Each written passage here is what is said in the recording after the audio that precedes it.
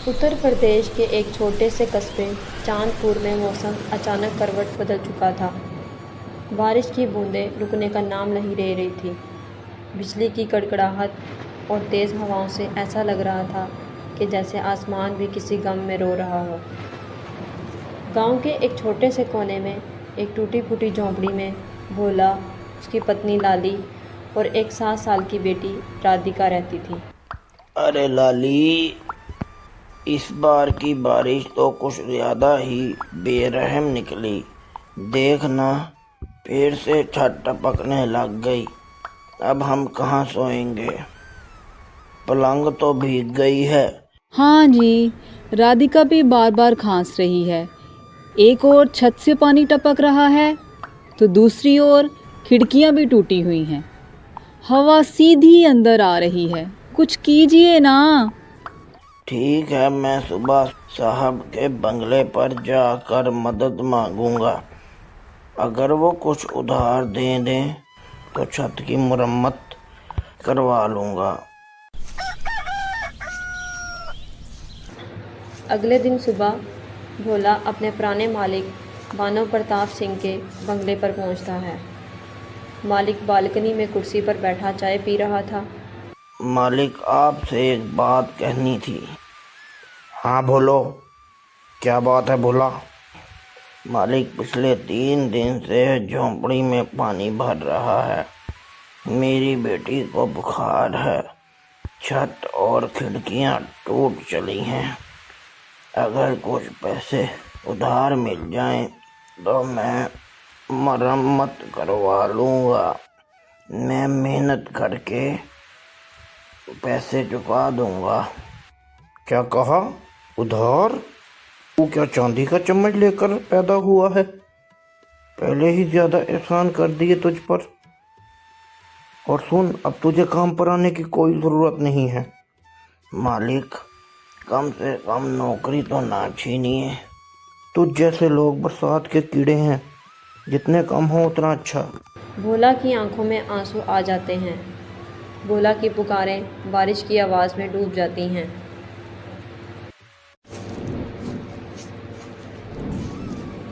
भोला बिना काम के दिन भर भटकता है, लेकिन कोई काम नहीं मिलता।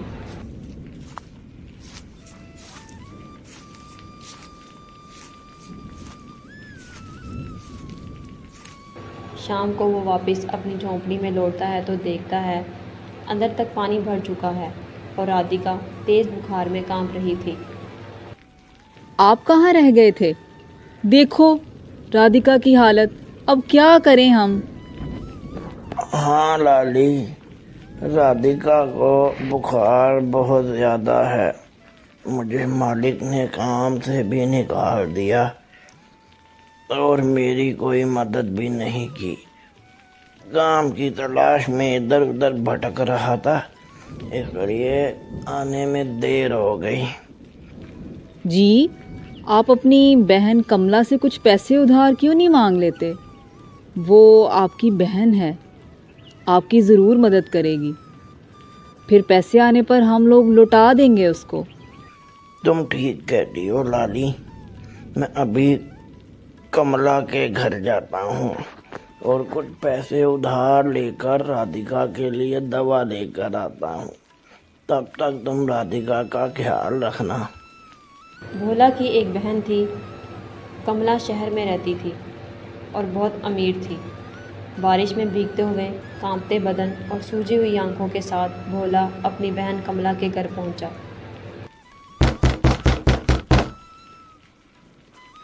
कमला, जरा दरवाज़ा खोलना। कौन है? मैं देखती हूँ। भोला भैया, आप इतनी बारिश में यहाँ क्यों आए हैं? कमला बहन, मेरी राधिका की तबीयत बहुत ख़राब है। तुम कुछ पैसे मुझे उधार में दे दो। काम मिलते ही मैं तुम्हारे पैसे वापस लौटा दूंगा। भैया, मेरे पास पैसे तो नहीं हैं। आज ही चुटकी के पापा ने सारे पैसे ले जाकर अपने व्यापार में लगा दिए। भैया, आप किसी और से मदद ले लो। मेरे पास बिल्कुल भी पैसे नहीं हैं। बहन, तुम्हारे पास बहुत आस लेकर आया था, थोड़े बहुत भी हैं तो मदद कर दो। मैं कसम खाकर कहता हूँ पैसे आते ही मैं तुम्हें लौटा दूंगा। ऐसा कहकर कमला दरवाज़ा बंद कर लेती है। कमला, दरवाजे पर कौन था? अरे जी, मेरा भाई भोला था। उसकी बेटी बीमार थी तो मेरे पास पैसे मांगने आया था। मेरे घर में कोई बैंक अकाउंट है जो मैं पैसे बांटती फिरूं? अरे कमला, वो तुम्हारा सगा भाई था, दे देती पैसा, घर में तो पड़ा ही हुआ है ना। अरे जी, आप चुप ही करो।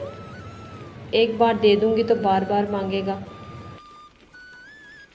इधर भोला दिल में दर्द और आंखों में आंसू लिए एक दरख्त के नीचे बारिश में बैठ गया। में खाने को ना अनाज है, रहने को ठीक से घर नहीं, बेटी बीमार है और एक रिश्तेदार भी मुसीबत में साथ नहीं देते। ऐ ऊपर वाले, अब मैं क्या करूं? कुछ समझ नहीं आ रहा। मैंने लाली से कहा था कि मैं दवा लेकर आऊंगा, अब उसे क्या जवाब दूंगा कि मेरी बहन ने पैसे देने से मना कर दिया। ये सब बातें भोला अपने आप से कर रहा था। तभी उसी दरख्त के साए की दूसरी ओर एक साधु बाबा बैठे थे जो कि भोला की सारी बातें सुन रहे थे। वो भोले के पास आए और बोले, बेटा, अपने आंसू पोंछो। मैं तुम्हारी सारी बातें सुन रहा था। जब मुसीबत आती है तो कोई साथ नहीं देता है। तुम चिंता मत करो, मेरे पास ये 2 सोने के सिक्के हैं, ये तुम रख लो। इससे अपनी बेटी का इलाज कर लेना और कुछ पैसे व्यापार में लगा लेना, तुम्हारी ज़िंदगी बदल जाएगी। आपका बहुत बहुत शुक्रिया बाबा, मैं आपका ये एहसान कभी ज़िंदगी में नहीं भूलूंगा। अच्छा जाओ, अब अपने घर तुम्हारी बीवी बच्चे तुम्हारा इंतज़ार कर रहे हो। भोला वो 2 सोने के सिक्कों को लेकर बहुत खुश हो जाता है और अपनी बेटी की दुआ लेकर घर को लौटता है और सारी कहानी अपनी पत्नी लाली को बताता है। जब अपना साया भी साथ छोड़ देता है तब कोई अजनबी इस तरह मदद करे, ये चमत्कार ही तो है। सच कहा तुमने। खैर, अब इन सोने के सिक्कों से सबसे पहले घर की मरम्मत करवाते हैं, फिर थोड़ा सामान खरीदूंगा, ठेला और आलू खरीद कर व्यापार शुरू करूंगा। अब बस मेहनत करनी है। भोला ने पहले अपनी छत की मरम्मत करवाई, फिर बाज़ार से एक ठेला और आलू खरीदकर अपना एक छोटा सा व्यापार शुरू किया, एक नई उम्मीद के साथ। आलू ले लो, आलू आलू ले लो। आपके गांव में आ गया है भोला आलू वाला, 15 रुपए किलो आलू। आलू ले लो, आलू आलू ले लो। आपके गांव में आ गया है भोला आलू वाला, 15 रुपए किलो आलू। गांव की हर गली में घूम घूम कर भोला आलू बेचने लगा, पर भोला के आलू किसी ने नहीं खरीदे, क्योंकि गांव के लोगों के पास थोड़े बहुत खेत होते हैं जिसमें वो लोग अपने आलू की खेती किया करते थे। भोला का चेहरा उतर जाता है, थके हुए कंधे, भीगे कपड़ों और मायूसी लिए वो ठेले को धक्का देते हुए घर लौटता है। लाली, अब आलू लाकर गलती कर दी, किसी ने खरीदे ही नहीं। अब तो सोने के सिक्के भी इसमें लग गए हैं, अब हमारा क्या होगा? अरे जी, हिम्मत मत हारिए। एक बात बताऊं, बरसात में लोग गर्मा गर्म समोसे खाना बहुत पसंद करते हैं। तुम समोसे बेचने का व्यापार शुरू करो। समोसे पर इतने सारे आलू का क्या? वही तो कह रही हूँ, ये आलू बर्बाद नहीं जाएंगे। मैं बहुत अच्छे समोसे बनाती हूँ। अगर तू इन्हें बेच सके तो शायद बात बन जाए। मगर कोई खरीदेगा नहीं तो फिर क्या होगा? क्यों नहीं? स्वाद अच्छा होगा तो लोग ज़रूर खरीदेंगे। कोशिश तो करो। अगले दिन भोला ठेले पर समोसे लेकर गांव की गलियों में जाता है। बरसात की खुशबू में समोसे की सुगंध फैलती है। एक देना बेटा, ज़रा चक्कर देखता हूँ, क्या खास है तेरे समोसे में?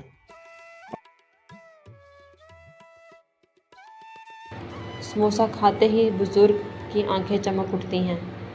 अरे वाह, क्या स्वाद है! मसाला तो एकदम जादू है। ऐसा समोसा तो मैंने शहर में भी नहीं खाया। बाकी लोग भी समोसे की खुशबू सूंघकर पास आने लगते हैं।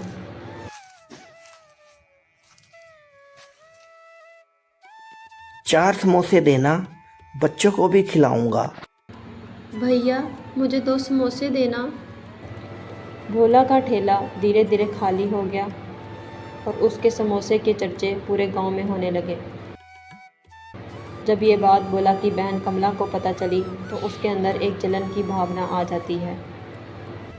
वो मेरे घर भीख मांगने आया था, अब मुझसे आगे निकल गया। नहीं, मैं उसे बर्बाद करके रहूँगी। कमला ने अपने 2 नौकरों को पास बुलाया और उसके कानों में कुछ फुसफुसाया। अगली सुबह होते ही जब भोला समोसे का ठेला लेकर गांव की तरफ जा रहा था तो तभी रास्ते में उसे 2 गुंडे उसे रोक लेते हैं। अरे भोला, आज के बाद तो इधर समोसे बेचने नहीं आएगा। पर क्यों नहीं आ सकता? बता तो दे। मैंने कहा ना, तो आज के बाद इधर नहीं आ सकता। मेरी इधर अच्छी कमाई है, मैं इधर ही समोसे बेचने आऊँगा। तो हमसे जुबान लड़ा रहा है, हमसे बहस करता है। अब तो देख हम तेरे साथ क्या करते हैं। ऐसा कहकर गुंडे भोला और घर जाकर किसी से कुछ नहीं कहता। ऐसा सुनते ही गांव भोला की आंखों में आंसू आ जाते हैं। बड़े उदास मन से भोला अपने घर चला जाता है।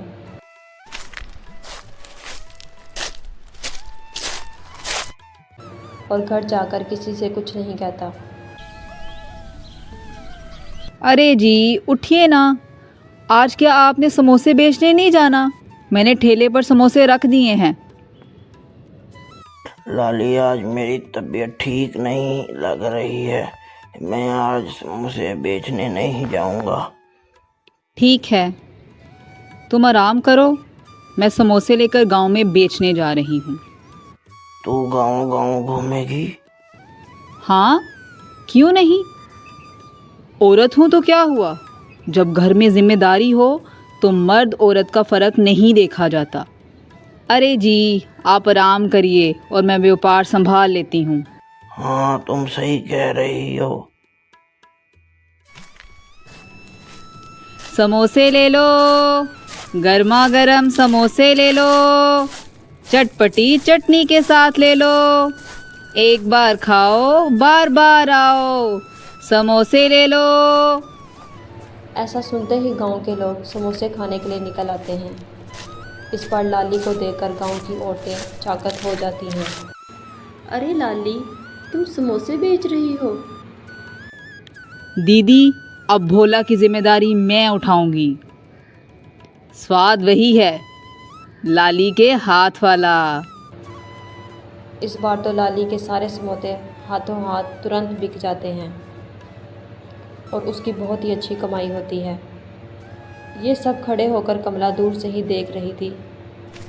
वो गुस्से से तमतमाकर घर आ जाती है और अपने नौकरों पर चिल्लाते हुए बोलती है। दोनों भागते हुए कमला के पास पहुंचते हैं। अरे तुम दोनों क्या महामूर्ख हो गया? तुम लोगों को भोला और लाली का व्यापार चौपट करने के लिए 10,000 रुपये दिया था, अभी तक काम क्यों नहीं हुआ? मालकिन, आपने हमें जैसा कहा था हम लोगों ने वैसा ही किया था। अब तुम लोगों को कुछ नया उपाय सोचना होगा जिससे लाली और भोला दोनों में से कोई भी समोसे बेच ना सके। मालकिन, आप चिंता मत कीजिए, वैसा ही होगा। मेहनत लाली और भोला की होगी और कमाई हमारी। अब वो दोनों नौकर लाली के घर निगरानी करने लगते हैं।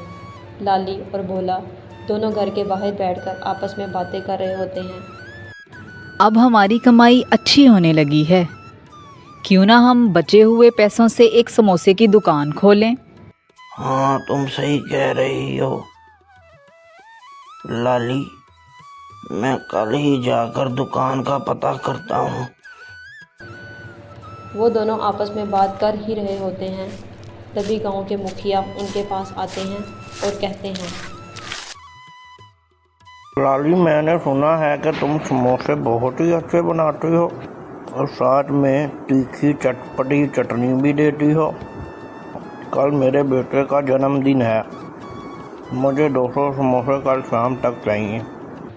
लाली इतना बड़ा ऑर्डर सुनकर मन ही मन में खुश हो जाती है और तुरंत ही बोल पड़ती है, ठीक है मुखिया जी, कल तक आपको आपके समोसे मिल जाएंगे। ये लो 500 रुपये तब तक एडवांस में रख लो, बाकी के पैसे समोसे के बाद दे दूंगा। लाली पैसों को खुशी खुशी रख लेती है और रात में ही समोसे बनाने की तैयारी में लग जाती है। कुछ देर बाद समोसे बनकर तैयार हो जाते हैं और सभी को अच्छे से ढककर वो लोग सोने चले जाते हैं।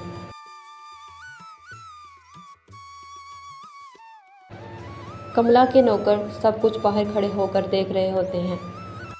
चलो भाई, सब सो गए हैं, अब चलकर समोसे गायब कर देते हैं।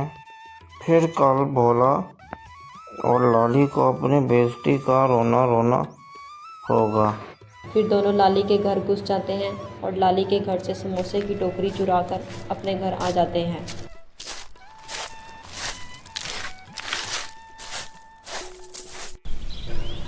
सुबह होते ही कमला के नौकर रामू समोसे लेकर गांव में बेचने के लिए निकल जाता है।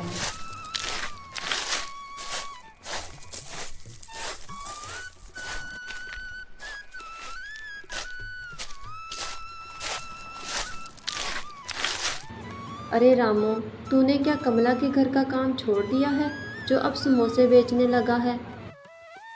नहीं काली, कमला मालकिन के घर भी काम करता हूँ। ये मैं अपनी दोगुनी कमाई के लिए समोसे बेच रहा हूँ। अच्छा चल ठीक है, मुझे भी 2 समोसे दे दे, मैं भी तुम्हारे समोसे चखकर देखती हूँ। इधर लाली और भोला दोनों अपने समोसे की टोकरी ना देखकर बहुत परेशान हो रहे होते हैं।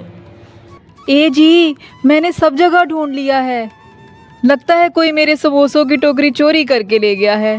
अब क्या ही कर सकती हो तुम लाली, चलो चलकर मुखिया जी को बता देते हैं। वो तो ठीक है, लेकिन हमारे घर में किसने घुसकर चोरी की होगी? अब हम लोगों को गांव वाले कोई ऑर्डर नहीं देंगे और ना ही हम पर भरोसा करेंगे। दोनों पति पत्नी आपस में बात करते हुए मुखिया जी के घर पहुंच जाते हैं। मुखिया जी, हमारे घर से कोई समोसे चोरी कर ले गया है, हमें माफ़ कर दीजिएगा। मैं आपका ऑर्डर पूरा नहीं कर पाया। ये लीजिए आपके 500 रुपये। बोला, तुमने तो समोसा बनाया था ना, तो तुम्हारी लागत तो लगी होगी और समोसे चोरी हो गए, इसमें तुम्हारी क्या गलती है? ये 100 रुपये तुम रख लो। आपका बहुत बहुत शुक्रिया मुखिया जी, मुझे लगा कि आप मुझ पर गुस्सा करोगे, पर आप तो बहुत ही नेक दिल इंसान निकले। जब वो दोनों मुखिया के घर से वापस लौट रहे थे तो रास्ते में देखते हैं कि कमला का नौकर रामू समोसे बेच रहा था। लाली को थोड़ा शक हुआ। ए जी, देखिए ना रामू को, लगता है कि वो हमारे घर की ही समोसे की टोकरी है। लाली, अब बाजार में हमारे जैसे टोकरी लाखों बिक रहे होंगे, तो इसका मतलब ये थोड़ी है ना है कि वो हमारे समोसे चुरा कर ले गया।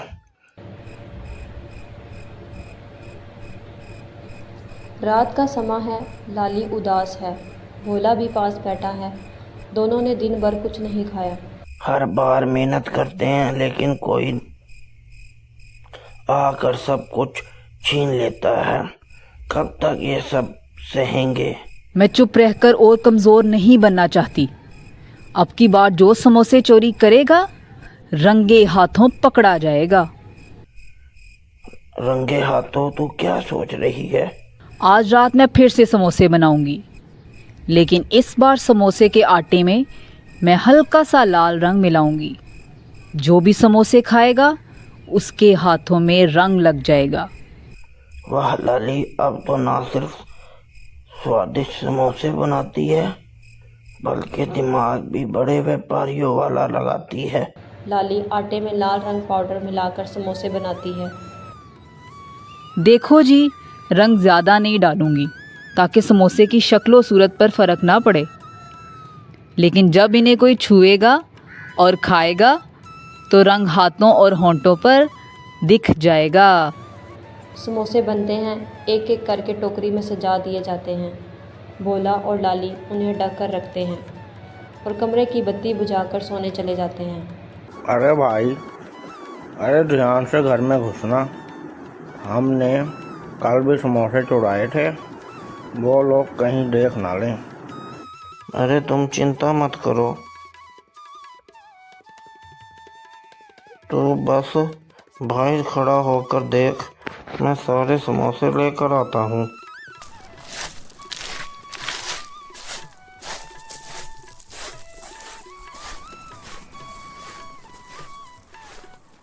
राजू, मज़ा ही आ गया। मेहनत कोई और करता है और पैसे मैं कमाता हूँ। कल मेरी अच्छी कमाई हो गई थी समोसे बेचकर, और देख आज भी अच्छी कमाई हो गई।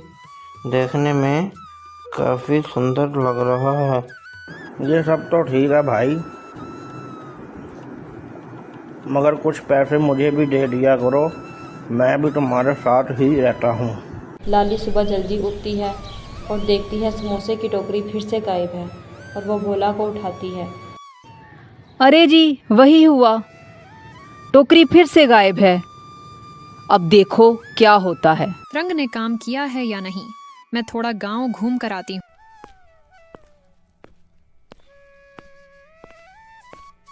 लो बेटा, ये समोसे कहाँ से लाए? ये तो बाबा ने रामू अंकल से खरीदे हैं, बहुत टेस्टी हैं। देखो आंटी, हाथ भी लाल हो गए। बस अब शक यकीन में बदल गया। वही रामू जो कमला दीदी का नौकर है। लाली की आंखों में तेज चमक आ जाती है। लाली अपनी पत्नी भोला के पास जाती है और उसे सारी बात बताती है। लाली और भोला दोनों मुखिया जी के पास पहुंचते हैं और सारी बात बताते हैं। फिर मुखिया जी पंचायत बुलाते हैं। लाली, भोला और रामू सब मौजूद हैं। रामू, एक सवाल है, तुम्हारे हाथ और मुंह लाल क्यों हैं? मुखिया जी, मुझसे क्यों पूछ रहे हैं? वो समोसे में मसाला मिलाया था, इसलिए शायद लाल हो गए होंगे। और मैं लाली और भोला के समोसे नहीं चुराए हैं। अजीब बात है रामू, मैंने तो तुमसे पूछा ही नहीं कि अभी तुमने समोसे चुराए हैं या नहीं, फिर तुमने खुद ही नाम लिया। मुखिया जी, अगर इजाज़त हो तो मैं कुछ कहना चाहती हूँ। हाँ बोलो बेटा। मैंने समोसे के आटे में लाल रंग का पाउडर मिलाया था ताकि चोर का पता चल सके, और ये समोसे जो बबलू खा रहा था उन्हीं से उसके हाथ और मंगे थे। यही नहीं, वो समोसे रामू से खरीदे गए थे। हाँ, मैंने समोसे चुराए, लेकिन मेरे पीछे असली वजह कमला मैडम है। उन्होंने कहने पर मैंने ये सब किया, मुझे माफ़ कर दीजिएगा। कमला, क्या ये सच है? हाँ, मैंने बहुत बड़ी भूल की। जब भोला मदद मांगने आया था, मैंने खाली हाथ उसे घर से लुटा दिया। फिर देखा कि उसका समोसा व्यापार चल निकला तो मुझे जलन हुई और मैंने रामू को भेजा चुपके से समोसे चुराने के लिए। मैं बहुत शर्मिंदा हूँ। बस कुछ वक्त के लिए लालच ने मेरी आंखें बंद कर दी माफ़ कर दो मुझे। नहीं, तुम लोगों को माफ़ी नहीं मिलेगी। तुम लोगों की सज़ा ये है कि तुम लोग जल्द से जल्द गांव छोड़कर चले जाओ। नहीं मुखिया जी, ये सज़ा मेरी बहन को मत दीजिए। उसे अपनी गलती का एहसास हो गया, अगली बार वैसा नहीं करेगी। ठीक है भोला। भाई, मैंने तुम्हारे साथ इतना गलत किया, फिर भी तुम मुझे कोई सज़ा नहीं दिलवा रहे। मैं सबके सामने माफ़ी मांगती हूँ और वादा करती हूँ कि अब गांव की हर मेहनती औरत की मदद करूँगी। अब कमला को अपनी गलती का पछतावा होने लगा और कमला हर रोज़ अपने भाई के लिए समोसा बनाने में मदद करने लगी। फिर लोग हंसी खुशी अपनी ज़िंदगी जीने लगे। कभी किसी की मेहनत से जलन मत करो। मेहनत की रोटी हमेशा मीठी होती है और जो गलत रास्ता चुनता है वो देर सवेर पकड़ा ही जाता है।